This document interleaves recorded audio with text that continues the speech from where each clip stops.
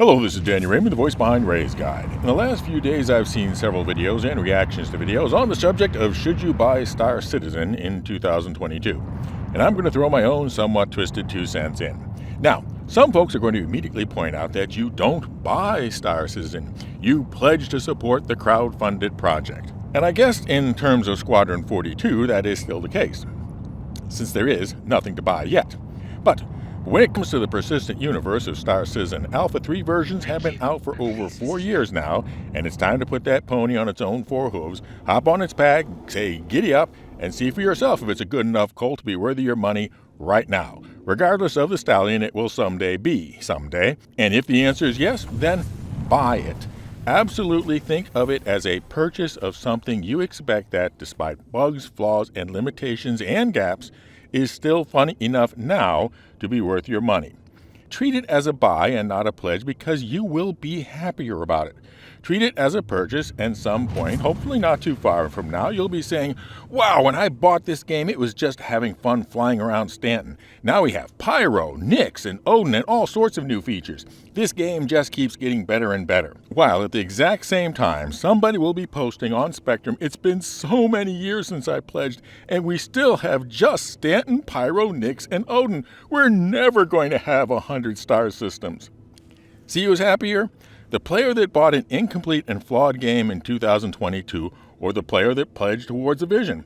I think the answer is obvious. Frankly, more obvious than the decision whether it actually is fun enough to be worth buying now, which 2 people will legitimately have entirely opposite opinions about.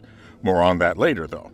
But the more immediately puzzling item is, how do you decide how much fun the pony is to ride without buying it first?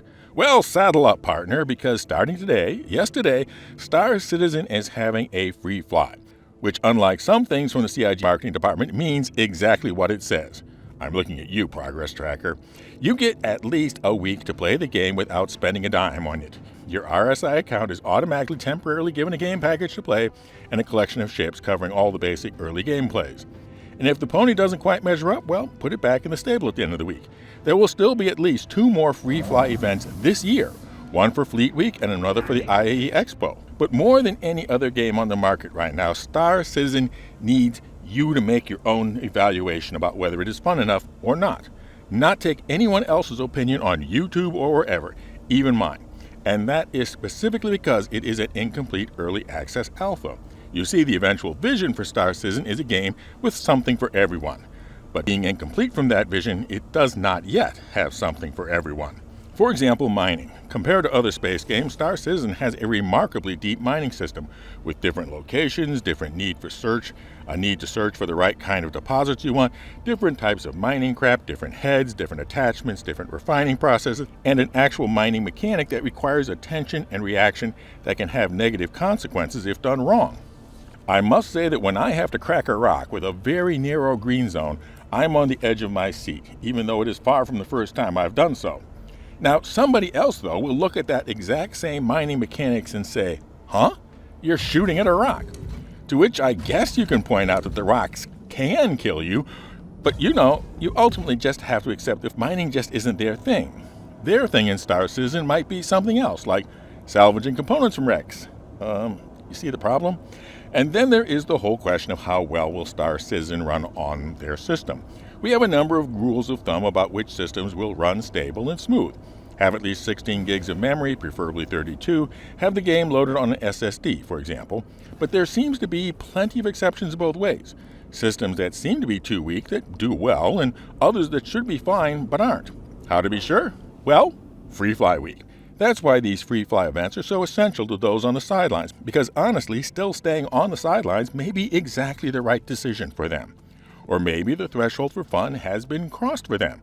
Or maybe they now have a better computer, or CIG has delivered on the Gen 12 render, or Vulkan, and things are getting generally more stable.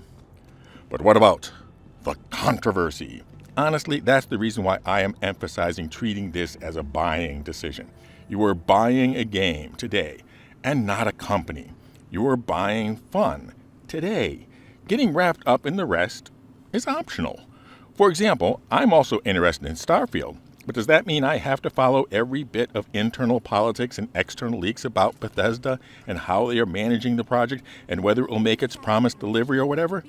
No, that's entirely optional. Not to mention, a lot harder to do because Bethesda isn't trying this crazy experiment in crowdfunded open development, which is the mine that all this salt is coming from.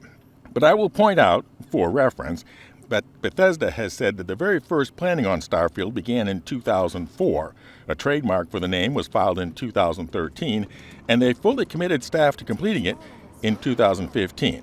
So yeah, this stuff takes a long time, even for well-established companies. And if you've decided to buy, yes, buy Star Citizen, use a referral code and you'll get an extra 5,000 UEC, which is about one successful beginning mission payment. And lots of people will give you their referral code, but not everyone can give it to you.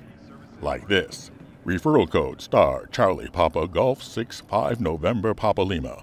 That's star-CPG6-5NPL. And then there is the Grow the Channel Ship giveaway.